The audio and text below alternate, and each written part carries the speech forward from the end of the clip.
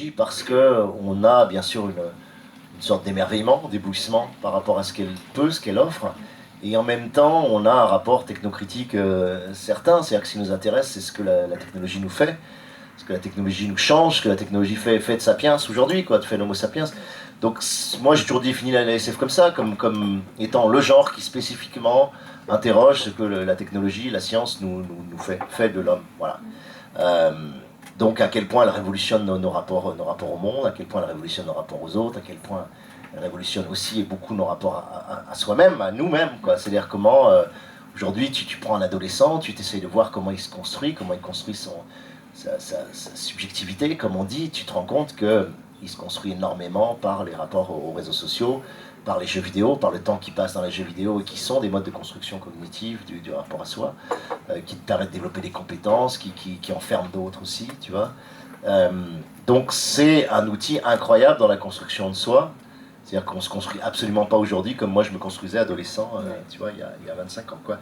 Du coup, c'est extrêmement intéressant d'interroger ça et de voir ce que ça produit, de voir ce que, par exemple, un outil aussi minuscule que le smartphone, cette espèce de rectangle absolument, enfin, je sais pas, c'est dérisoire, a priori, comme tu le regardes comme ça, à quel point il a absolument tout renversé, tout retourné, tout modifié, tout transformé dans tous nos rapports.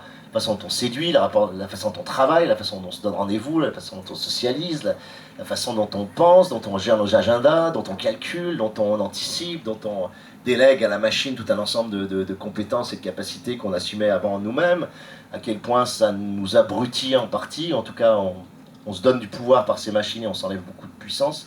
C'est une distinction qui pour moi est ultra importante. Hein. Pour moi le pouvoir c'est ce que tu peux déléguer ou externaliser vers une machine ou vers une autre personne, ce que tu fais faire à quelqu'un ou à quelque chose, et la puissance c'est ce que tu fais toi directement, ce que tu es capable d'endosser, d'assumer directement. Et on est dans un monde où on accroît, on nous vend du pouvoir en permanence, c'est-à-dire qu'on nous vend des applications, des logiciels, des technologies qui nous permettent de faire les choses, et sans se rendre compte que cet accroissement de pouvoir, il se paye d'une diminution de la puissance, de nos puissances intérieures. On perd la capacité typiquement à se spatialiser soi-même, à mémoriser une ville. Toi, l'exemple, moi je donne souvent l'exemple du GPS, il est assez parfait là-dessus. C'est-à-dire que le GPS te donne un pouvoir incroyable qui est de t'orienter dans n'importe quelle ville, d'aller de n'importe quel point A à n'importe quel point B, n'importe où dans le monde quasiment. Donc tu te dis, j'ai un pouvoir fabuleux, c'est-à-dire que je peux m'orienter, je peux me spatialiser n'importe où. Et en même temps, il t'enlève très clairement la puissance de le faire par toi-même, c'est-à-dire de te situer, de mémoriser une ville, de mémoriser où se situe la mer, où se situent les montagnes, comment tu peux te déplacer. C'est-à-dire que toute cette espèce de mentalisation que tu as d'une ville qui fait que la ville existe pour toi, qu'elle monte pour toi, qu'elle s'incarne pour toi, tu la perds parce que de toute façon, tu fais plus du tout l'effort de... Et c'est vachement intéressant. C'est vachement intéressant parce qu'on croit simplement on s'en fout de ne pas savoir s'orienter d'un point A à un point B, on s'en fout de ne pas avoir... Tu me dis, qu'est-ce que j'en ai à foutre? En réalité, c'est exactement pareil que de prendre l'escalator ou de l'escalier ou d'arrêter de marcher. C'est-à-dire que c'est toutes petites choses, c'est des toutes petites capacités cognitives qui ont l'air de rien, mais sans lesquelles tu deviens incapable de plein d'autres choses. Voilà. Tu vois, c'est comme on le dit sur les maths, pour les enfants, les maths on s'en fout. Tu vois, personne va faire des maths plus tard, ou très peu de gens. Mais ce que ça te donne en capacité cognitive sur plein de petites constructions logiques, c'est fondamental. C'est pour ça qu'on nous apprend les maths.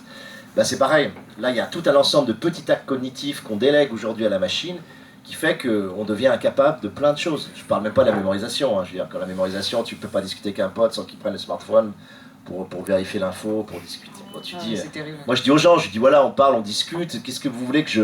Moi, je ne peux pas penser si je n'ai pas un minimum de choses que j'ai mémorisées, de concepts, d'idées, de chiffres, tu vois, si tu n'as pas ces minimums de petits ponts, tu vois, de piliers de ponts que tu as, comment tu veux construire un chemin de pensée? C'est pas possible, tu vois, à un moment donné... Donc en enlevant ces tout petits actes de mémorisation, en réalité tu t'empêches de réfléchir, de penser, et puis ça arrange tout le monde, en tout cas ça arrange tous les pouvoirs en place, que personne n'a envie que tu réfléchisses, hein, aucun pouvoir n'a vocation à ce que tu réfléchisses et prennes du recul critique sur ce qu'ils portent, ça c'est aucun pouvoir a envie de ça. Donc ils sont bien contents que ça se déploie comme ça, bon, à nous de ne pas nous laisser avoir. Donc c'est vraiment très important ce rapport pouvoir-puissance. Et c'est beaucoup plus que fascination-répulsion ou de dire, tu vois, cette espèce de tarte à la crème que je supporte plus aujourd'hui qui est oui, mais la technologie, ça peut être bien, ça peut être mal, tout dépend comment on l'utilise. Non, c'est pas tout dépend comment on l'utilise. Les technologies amènent un rapport au monde par elles-mêmes, tu vois. D'abord, c'est un rapport d'arraisonnement du monde, ou de contrôle ou de maîtrise du monde. Toute technologie, généralement, a derrière elle l'idée qu'elle